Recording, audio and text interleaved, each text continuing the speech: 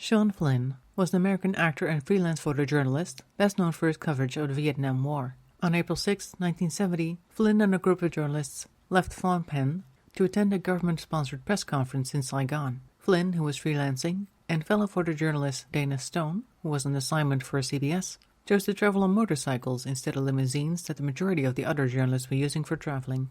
Reporter Steve Bell, who was one of the last Westerners to see the two alive, later said that after the press conference, Flynn and Stone had received word that there was a makeshift checkpoint on Highway 1, manned by members of the Viet Cong. The checkpoint consisted of a white four-door sedan in which several missing journalists had been traveling, and which was now parked across the roadway. Flynn and Stone observed the checkpoint from some distance and spoke to several journalists already on scene. Surviving film footage captured both this moment as well as the sight of several people believing to be Viet Cong moving around on the far side of the vehicle.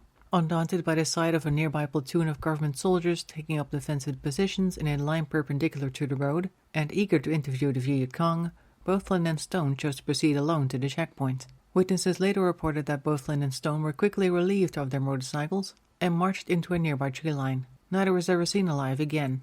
Though it is known that Flynn and Stone were captured by Viet Cong guerrillas at checkpoint on Highway 1, their fate is unknown. Citing various government sources, it is believed that they were killed by factions of the Khmer Rouge. Flynn's mother spent an enormous amount of money searching for her son, to no avail. In 1984, she had Flynn declared legally dead. In 1991, the remains of two men were found in Cambodia.